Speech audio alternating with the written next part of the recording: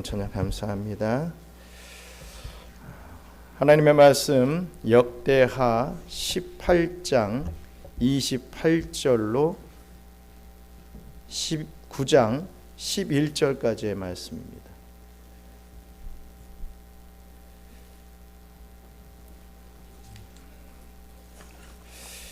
자신있이 잘 알고 우리 함께 좀 길지만 함께 봉독하도록 하겠습니다. 이스라엘 왕과 유다 왕 여호사밧이 길르앗 라몬으로 올라가니라. 이스라엘 왕이 여호사밧에게 이르되 나는 변장하고 전쟁터로 들어가려 하노니 당신은 왕복을 입으소서 하고 이스라엘 왕이 변장하고 둘이 전장터로 들어가니라. 아람 왕이 그의 병거 지휘관들에게 이미 명령하여 이르기를 너희는 작은 자나 큰 자나 더불어 싸우지 말고 오직 이스라엘 왕하고만 싸우라 한지라. 병거 지휘관들이 여호사밧을 보고 이르되 이가 이스라엘 왕이라 하고 돌아서서 그와 싸우려 한즉 여호사밧이 소리를 지르며 여호와께서 그를 도우시며 하나님이 그를 감동시키사 그를 떠나가게 하신지라.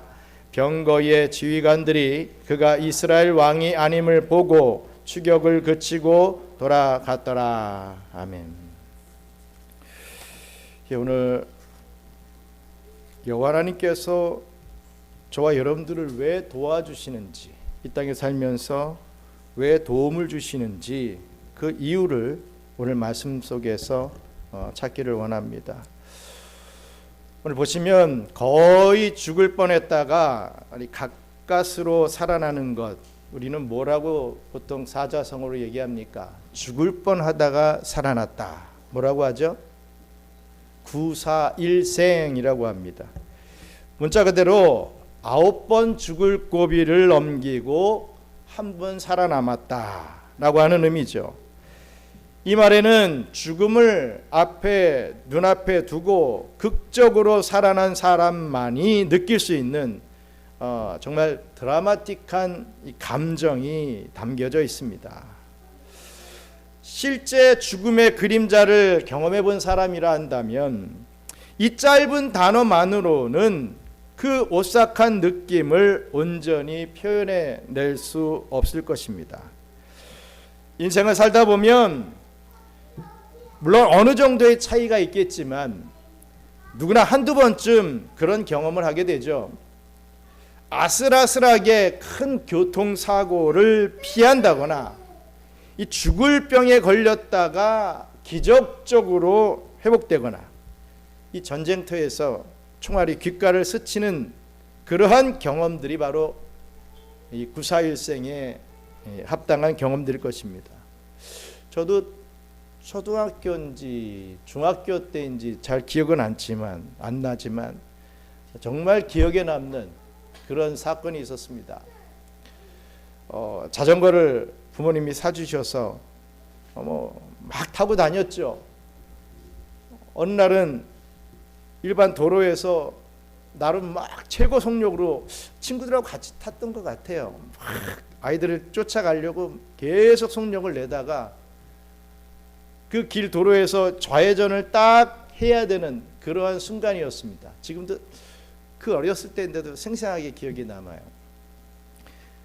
딱 좌회전을 해서 그 빠른 속력으로 속도를 거의 줄이지 않고 딱 꺾는 순간 큰 차가 달려오고 있었습니다. 이 차도 거의 제가 느끼기에는 빨리 달려왔어요. 그 어린 마음에 이젠 죽었구나. 이젠 소망이 없구나. 그런 생각이 들었던 것 같아요. 그래서 딱 하고 눈을 감아버렸습니다.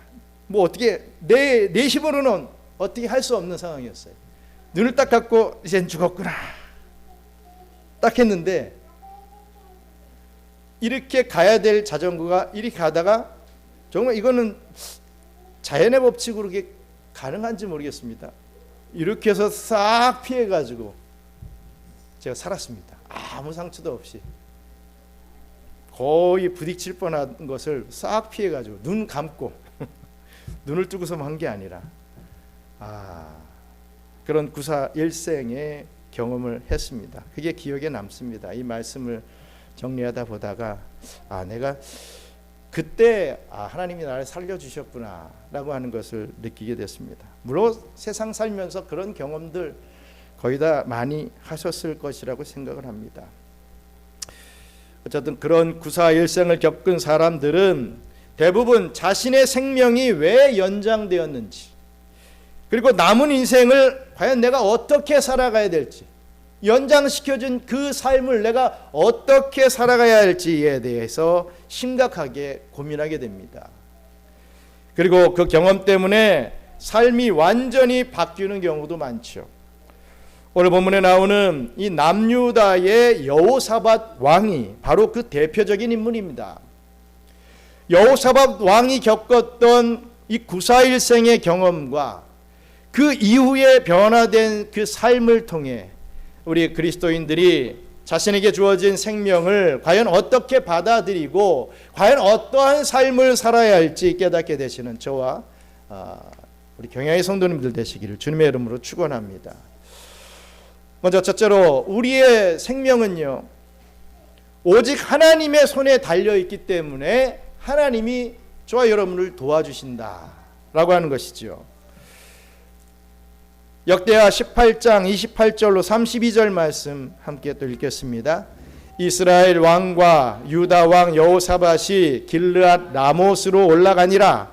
이스라엘 왕이 여호사밧에게 이르되 나는 변장하고 전쟁터로 들어가려 하노니 당신은 왕복을 입으소서 하고 이스라엘 왕이 변장하고 둘이 전쟁터로 들어가니라. 아람 왕이 그의 병거 지휘관들에게 이미 명령하여 이르기를 너희는 작은 자나 큰 자나 더불어 싸우지 말고 오직 이스라엘 왕하고만 싸우라 한지라. 병거의 지휘관들이 여호사밧을 보고 이르되 이가 이스라엘 왕이라 하고 돌아서서 그와 싸우려 한즉 여호사밧이 소리를 지르매 여호와께서 그를 도우시며 하나님이 그들을 감동시키사 그를 떠나가게 하신지라. 병거의 지휘관들이 그가 이스라엘 왕이 아님을 보고 추격을 그치고 돌아갔더라. 아멘. 남유다의 여호사밧 왕은요, 구사일생의 이 경험을 통해 이 사실을 정말 절실하게 깨닫게 됩니다. 보면 역대하 18장 28절로 32절을 보면요, 이 남유다의 여호사밧 왕은 북이스라엘의 아합 왕과 함께 연합군을 결성하여 길르앗 라못을 공격했습니다.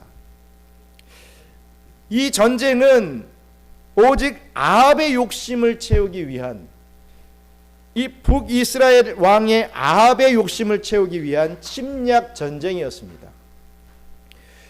여호사밧은 신실한 믿음의 사람이었지만 아들 혼사를 통해 이 아합과 정략 결혼을 시키면서 불신자와 이 멍에를 함께 매게 되었던 것이죠. 이 관계가 결국 이 여호사밧을 죽음의 위험 속으로까지 몰아가게 되었던 것입니다. 자신의 이익을 위해서 불신 결혼을 시키려 한 것입니다. 어떻게 그럴 수 있어? 이렇게 생각하시는 크리스찬들이 많을 것입니다. 근데 저는 신방 사역을 하면서 참 많이 봅니다. 믿음의 장로님이요, 믿음의 권사님이요, 또 어떤 목사님 가정도 마찬가지입니다.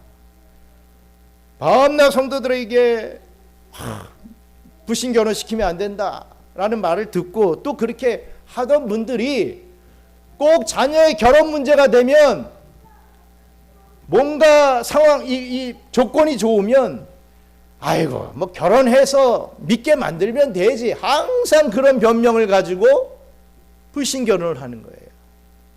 그래서 몇십 년을 고생하죠. 저희 어머니도 그렇게 고생했습니다.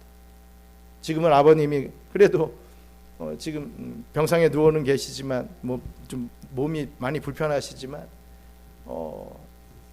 그래도 말씀을 듣고 신앙생활하고 집사직부까지도 받으셨습니다. 감사하죠. 그 한 영혼을 그렇게 몇십 년 동안 뭐 저희 아버지가 뭐 교회 간다고 구박했던 적도 좀 기억이 많이 납니다. 그런 거 생각하면 좀 그렇지만 그래도 그분이 구원받았다. 이건 너무 감사한 겁니다. 물론 그렇습니다. 한 영혼이 중요하기 때문에 또 저희 어머니를 붙여주셔서 그렇게 구원의 길로 나가게 하신 것 너무나도 감사하고 너무나도 고마운 일이죠. 하지만 우리가 다르게 한번 생각해 보자고요. 그 한 사람을 몇십 년 동안 끙끙거리면서 구원해내는 것 물론 귀한 것이지만 그럴 힘과 에너지를 가지고 정말 불신결혼이 아닌 믿은 신앙의 결혼을 해서 더 우리 자녀들뿐만 아니라 더 많은 자들까지도 구원의 길로 이끌어내는 것이 더 당연하고 더 귀한 일 아니겠습니까? 항상 그런 문제가 딱 닥치면 그래도 저 한 영혼이 중요한데 라고 하면서 다른 이유가 많은데 그거를 앞세우고 불신결혼을 합니다. 그렇다면 결혼하기 전에 어떻게든 전도를 하고 세례 받게 해서 목사님 주임을 받게 해야지요.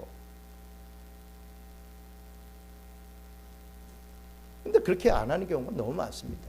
뭐 장로님 가정이건 권사님 가정이건 결혼 문제, 장례 문제 이런 게 꼭 불신 부모님을 어떻게 장례해 줍니까? 그렇지 않습니까?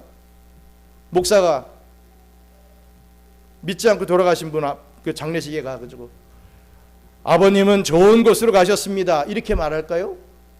거짓말합니까? 아니잖아요. 항상 살아있을 동안에 부모 전도하지 못해놓고 그 장례 안 치러주는 교회와 목사를 매도해버리는 경우가 많습니다. 그런 걸 하나 안 해주나? 교회가 사랑이 없어서 항상 그렇게 말을 하는 거예요. 다 교회 잘못이고 목사 잘못이에요. 다시 말씀을 정리합니다. 이 여호사밧도 나름 신실한 믿음의 사람이었지만 자기 이 국가적인 어떤 이익을 위해서 불신 아합의 이 자식과 정략 결혼을 시켰다는 겁니다. 그런 과정 속에서 결국 죽음의 위험까지도 당하게 됐다. 이 얘기를 하고 있는 것입니다. 어쨌든 전투가 시작되자 교활한 아합 왕은 자신은 변장을 합니다. 군사로 변장을 합니다. 하지만 여호사밧 왕에게는 왕의 옷을 입으라고 합니다. 뭐 자기는 겸손하게 뭐 군장으로 변장을 하고 당신은 위대한 왕이니까 왕의 옷을 입으셔서 뭐 좋은 얘기 같지만 결코 그런 게 아니었죠. 이는 여호사밧을 적군의 주요 표적이 되게 만들었던 것입니다. 더욱이 적군인 아합 왕은 이미 자신의 병거 장관들에게 이 군대 장관들에게 이스라엘 왕만 집중적으로 공격해라 라고 하는 특별 명령을 내려놨던 상황입니다. 결국 왕의 복장을 한 여호사밧은 적군의 기갑부대에 홀로 호위를 당하게 되는 꼴을 당하게 됩니다. 죽음에 가까운 정도가 아니라 뭐 이미 죽은 목숨이나 다름없는 상황이 되었죠. 그런데 여기서 참으로 놀라운 일이 일어납니다. 포위되었던 여호사밧이 공포에 질려 비명을 지르자 하나님의 역사가 일어난 것을 봅니다. 우리 역대하 18장 31절 하반부만 같이 읽겠습니다. 여호와께서 그를 도우시며 하나님이 그들을 감동시키사 그를 떠나가게 하신지라. 아멘. 하나님의 개입으로 적군의 전열이 흩어지고 심지어 그들이 여호사밧이 이스라엘 왕이 아님을 깨닫고 여호사밧을 추격하는 것을 멈추게 되는 역사가 일어났습니다.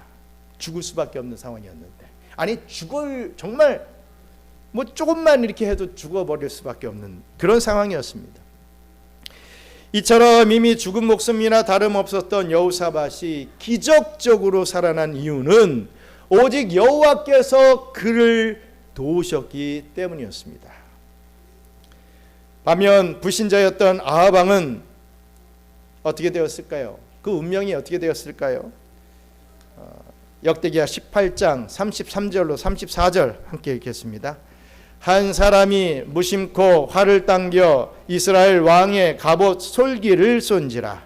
왕이 그의 병거 모는 자에게 이르되 내가 부상하였으니 내 손을 돌려 나를 진중에서 나가게 하라 하였으나 이날의 전쟁이 맹렬하였으므로 이스라엘 왕이 병거에서 겨우 지탱하며 저녁 때까지 아람 사람을 막다가 해가 질 즈음에 죽었더라. 아멘.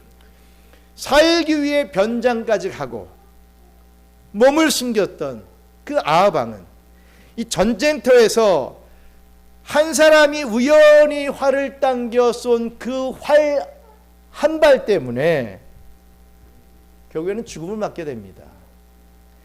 그 화살은 공교롭게도 그 갑옷의 단단한 부분을 다 피하고 갑옷 솔기라고 하죠. 즉 이음새 부분에 파고 들어가서 활이 박힌 겁니다.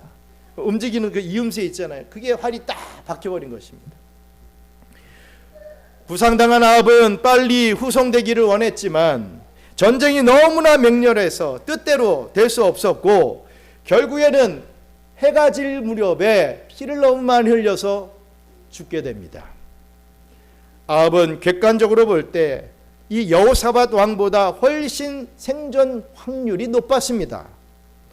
그러나 그에게는 화살을 맞은 상황부터 후송되지 못한 그 상황까지 모든 요소가 그의 죽음을 향하여 나아갔던 것이죠.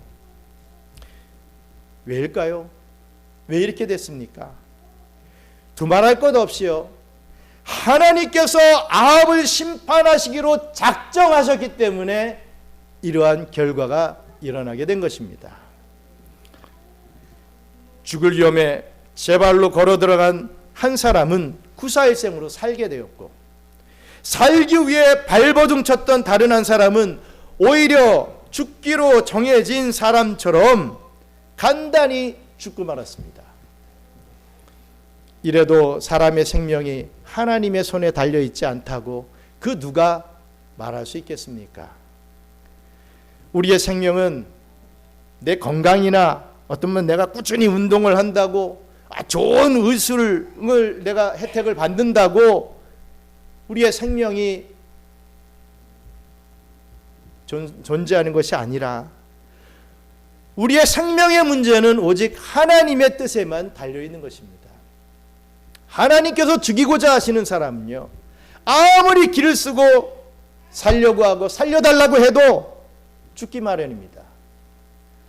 하지만 하나님께서 살리고자 하시는 사람은 아무리 죽음의 문턱까지, 이 죽음이 코앞에까지 있다고 해도 살게 돼 있는 것입니다. 제가 존경하는 찰스 스펄전 목사님은 이런 말을 했습니다. 우리는 숨을 들이쉴 때마다 하나님의 은혜를 느끼고 내쉴 때마다 그분의 자비를 경험한다 라고 하는 말씀을 했습니다. 우리의 하루하루가 하나님의 특별한 선물임을 깨닫고 그 생명의 주님께 늘 감사하며 살아갈 수 있는 저와 여러분들 되시기를 간절히 바랍니다. 끝으로 우리의 남은 생명은 오직 하나님을 섬기는 데 사용해야 하기 때문에 하나님께서 우리를 도우십니다.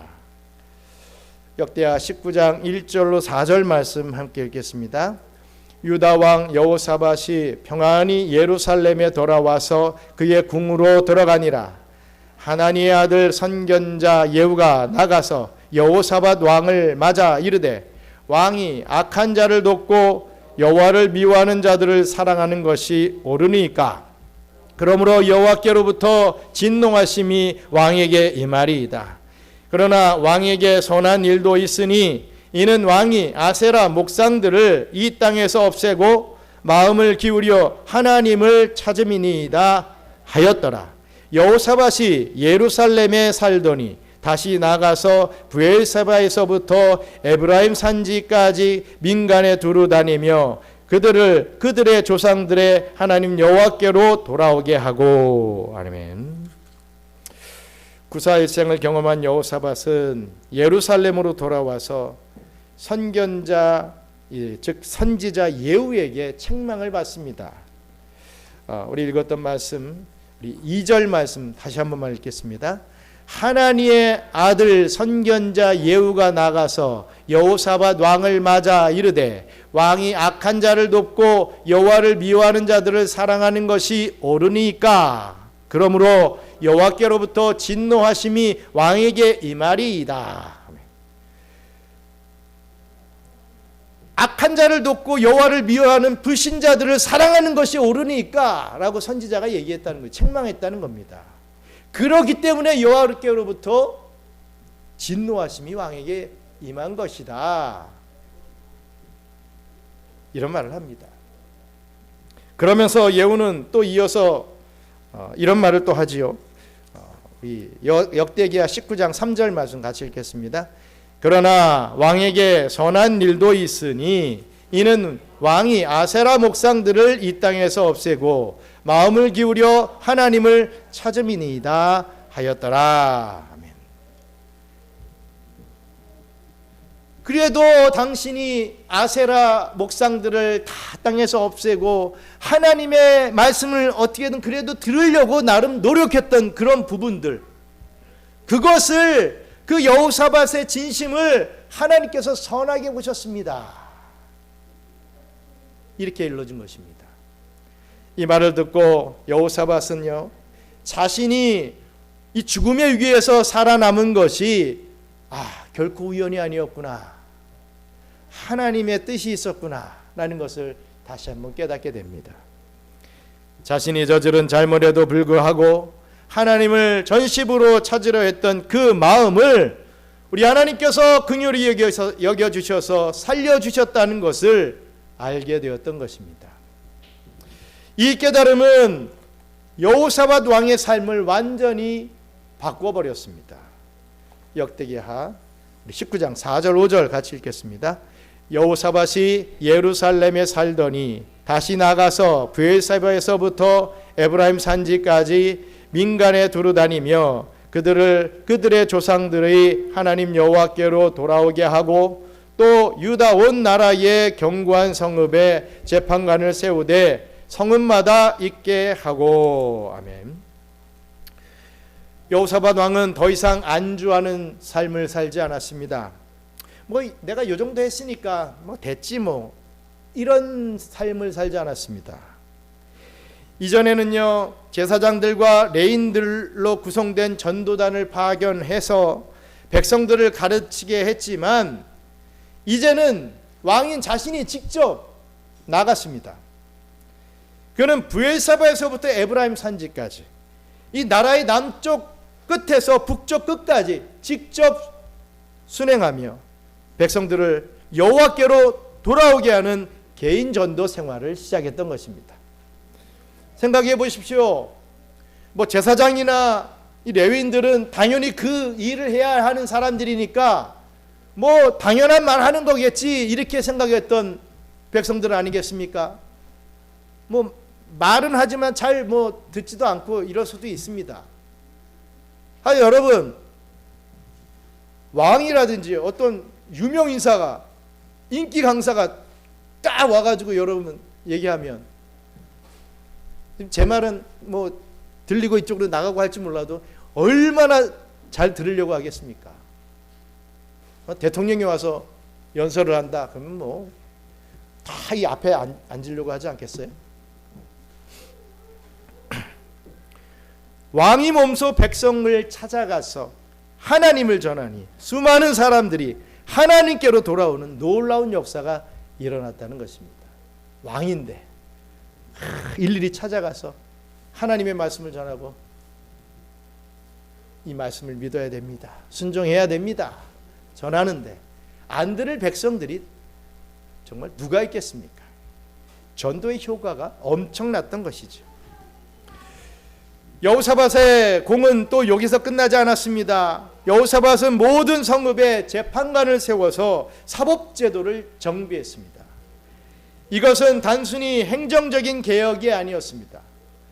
그는 재판관들에게 여호와를 두려워하는 마음으로 하나님의 말씀을 따라서 공정한 재판을 할 것을 명령했습니다.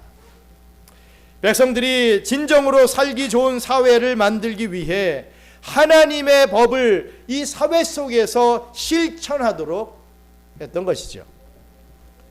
구사일생으로 얻은 새 생명을 하나님을 섬기는 데 사용하기 시작한 이 여호사밧의 인생은요, 이처럼 충만하고 뜨겁게 바뀌었습니다. 난 삶의 목적이 없어요 하면서 또 그냥 살기 위한 삶을 사는 사람들이 참 많습니다. 우리 젊은 친구들은 좋은 대학, 이게 그냥 목적이 돼버리죠. 좋은 회사 취직, 내가 어떻게든 사업을 해서 돈을 많이 벌어보겠다, 그 정도 결과적인 것을 가지고 목적이라고 하면서 살아갑니다. 근데 그거 이루면 어떻게 합니까? 좋은 대학 갔어요. 그 다음에 어떻게 하죠? 좋은 직장, 좋은 사업, 다 이뤘다고 한다면 또 뭐 할 것입니까? 정말 삶의 목적이 무엇인지 내가 모르고 잃어버린 분들은요, 하나님을 증거하는 삶을 살아야 되겠다. 내가 좋은 대학 가서, 내가 좋은 직장에서, 내가 좋은 사업을 하면서 하나님을 증거하는 삶을 살아야 되겠다. 전도해야 되겠다. 내가 앞으로 살아있을 동안에 몇 명을 내가 전도해 봐야 되겠다. 이런 목적을 좀 가지고 한번 살아보십시오. 그럼 여러분들의 직장 생활이 달라집니다. 여러분들이 보는 동료들, 저 사람 날 맨날 괴롭히고 저 사람 때문에 스트레스 받고 했던 그런 생각들이 바뀝니다. 저 영혼을 어떻게 구원해야 될까? 저 사람의 마음을 어떻게 바꿔야 될까? 이런 걸로 꽉 차면요, 그 사람의 영혼을 미워할 수가 없어요. 그렇게 이 여호사밧 왕같이 한번 바뀌어 보십시오. 그럼 손해 날 줄 압니까? 더 많은 것으로 우리 하나님께서 갚아주십니다. 영화 배너의 한 장면이 생각납니다. 노예 신분인 배너가 이 로마 함선에 노를 젓고 있을 때 그 배의 사령관인 아리우스는 노예들에게 말합니다. 너희는 이미 사형 선고를 받은 죄수다. 하지만 이 배가 움직여야 하기 때문에 너희를 살려두는 거다. 그러니 열심히 노를 젓고 너희들은 오래오래 살아야 된다. 이런 말을 합니다. 너희들의 존재는 이 배를 움직여야 하는 그것에 있다. 이렇게 얘기를 하죠. 이후에 베너가 이 아리우스 장군을 구출하게 되는 일이 생겨납니다. 이 아리우스는 베너에게 묻죠. 왜 나를 살려두었느냐? 너를 괴롭혔던 나를 죽이면 그만이지 왜 살려두었느냐? 이렇게 묻습니다. 베너는 뭐라고 대답했겠습니까? 나도 또한 배 때문에 당신을 살려두는 것이요.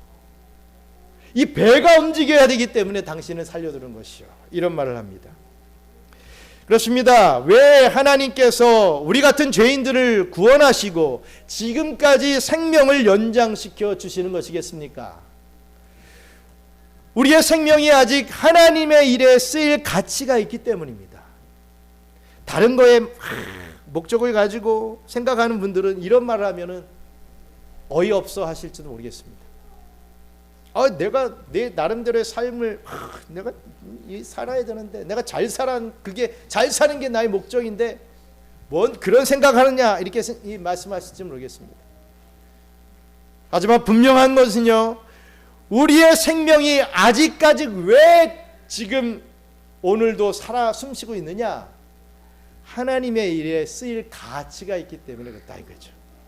우리의 인생은 아직도 이 전도와 선교 그리고 교회 봉사와 충성을 위해 사용될 가치가 있기 때문입니다. 혹시 이 말 듣고 서운하십니까? 내가 어떤 사람인데 겨우 고작 전도하고 선교하고 교회 봉사하고 교회 충성하기 위해서 내가 존재한다고? 에이, 나 이제 교회 안 다녀. 혹시 그럴 사람이 있을지도 모르겠습니다. 자기가 원하는 것, 그거 할 때는 뭐 다 오케이고, 자기가 원하지 않는 것 할 때는 다 노가 돼버리는, 그러면 안 된다는 거죠. 이 사실을 깨닫지 못하는 것이야말로 자신의 생명을 가장 헛되이 낭비하는 것입니다. 사도 바울은 로마서 6장 13절에서 또한 너희 지체를 불의의 병기로 죄에게 드리지 말고 오직 너희 자신을 죽은 자 가운데서 다시 산 자같이 하나님께 드리며 너희의 지체를 의의 병기로 하나님께 드리라 라고 권면합니다. 이것이야말로 죽음의 저주 아래 있다가 구원받은 성도들의 마땅한 삶의 자세가 아니고 무엇이겠습니까?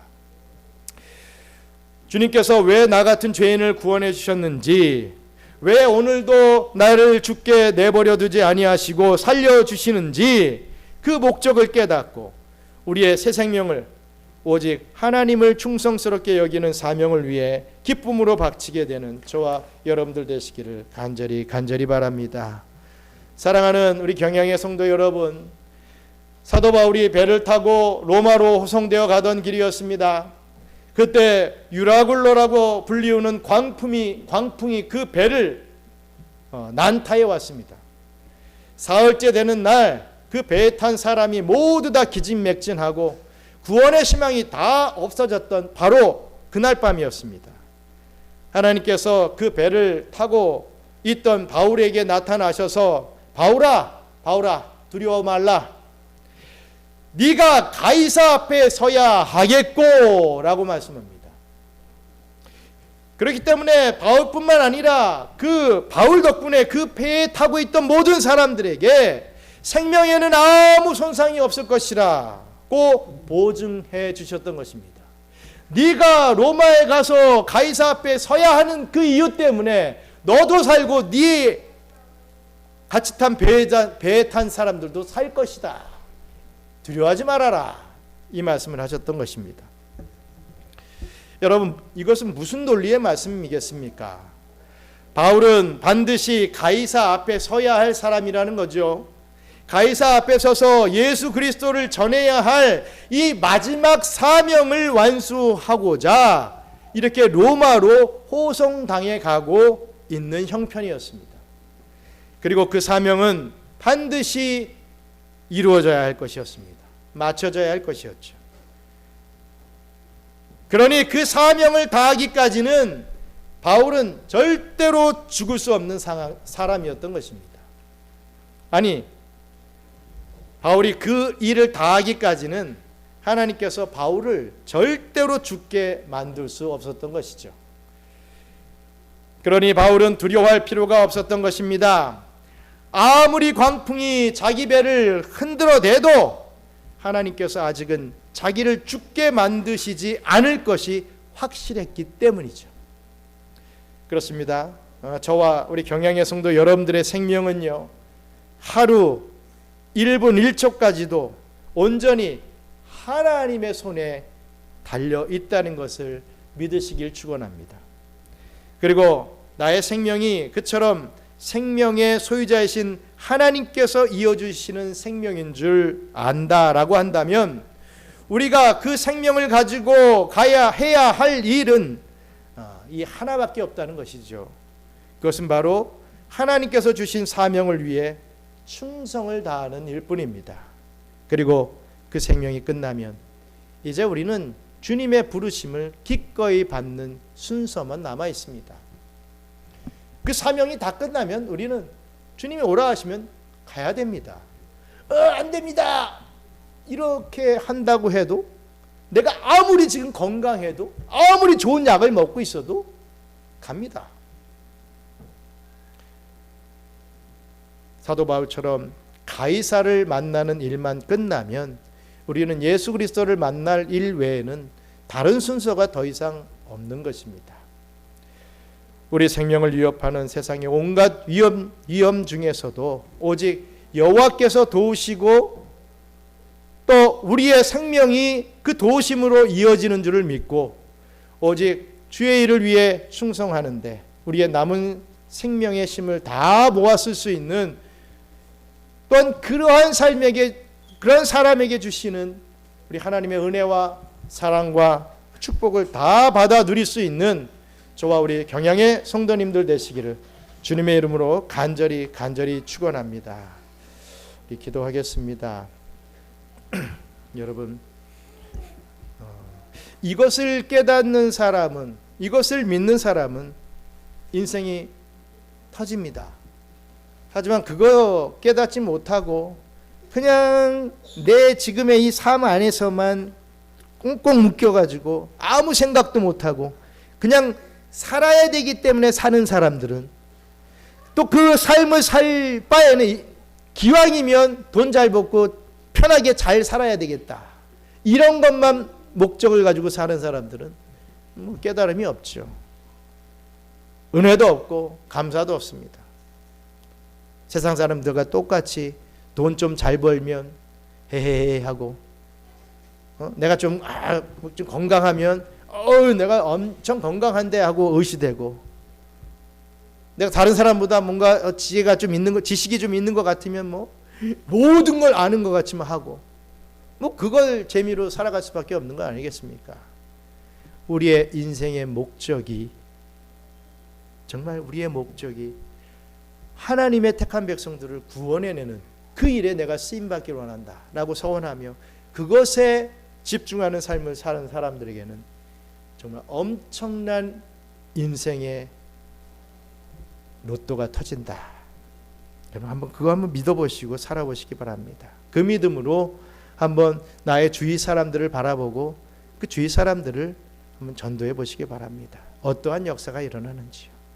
우리 그러한 역사를 체험할 수 있는 저희들 될 수 있게 해달라고, 나를 좀 사용해 달라고 한번 우리 귀하게 이 귀한 시간 한번 기도하기를 원합니다. 기도하겠습니다.